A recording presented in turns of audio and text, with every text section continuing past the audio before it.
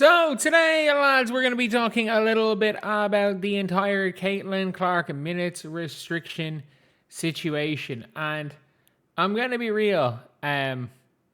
It's something that does not seem to be a situation Caitlin's happy with.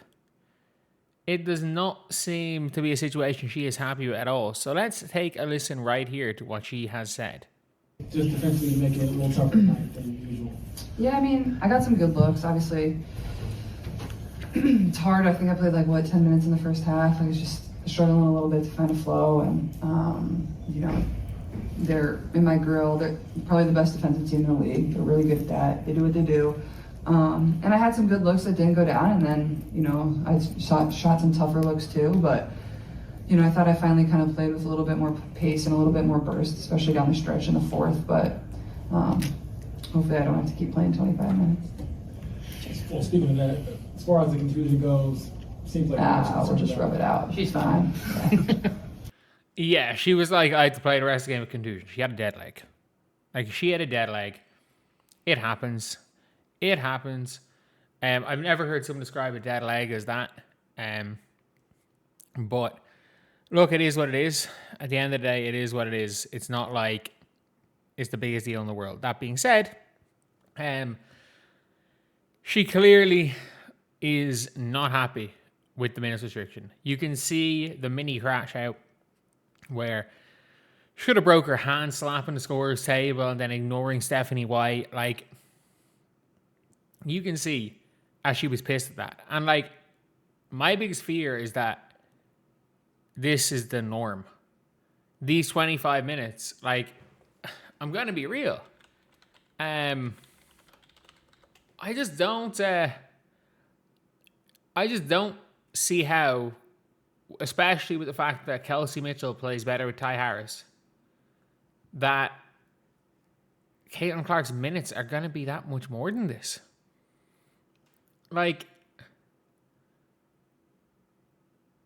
I think in general, we could be seeing a situation where Caitlin is playing those limited minutes for the rest of the season.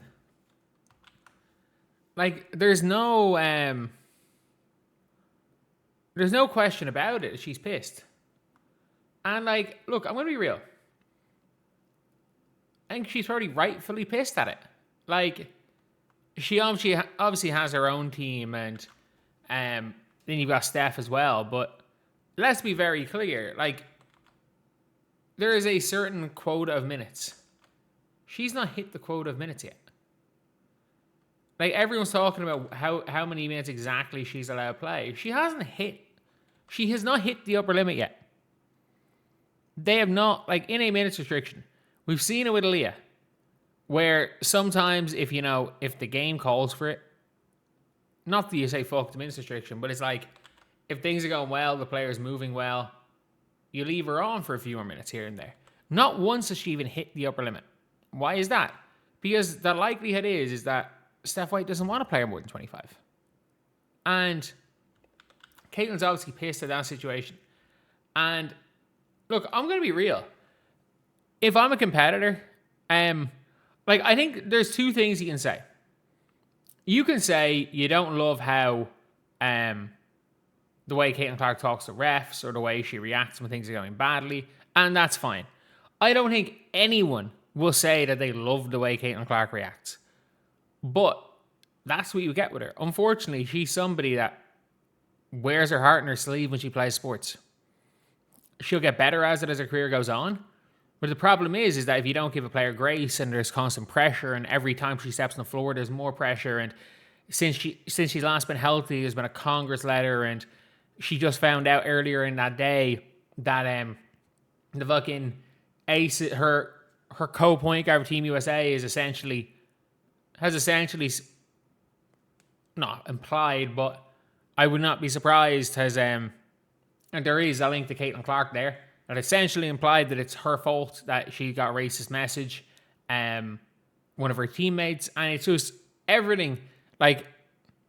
You don't want to, nobody is equipped to deal with the hate Caitlin Clark's dealt with. Nobody's equipped to deal with everything. And it's tough.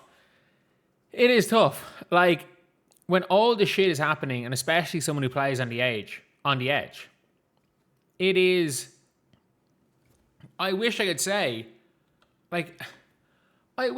oh yeah, you know, it's very easy to say from the comfort of our living room, saying like she's reacting badly, she needs to do this, she needs to do that. But when you take into account every single thing with Caitlin, I think, if we're being honest, there is realistically a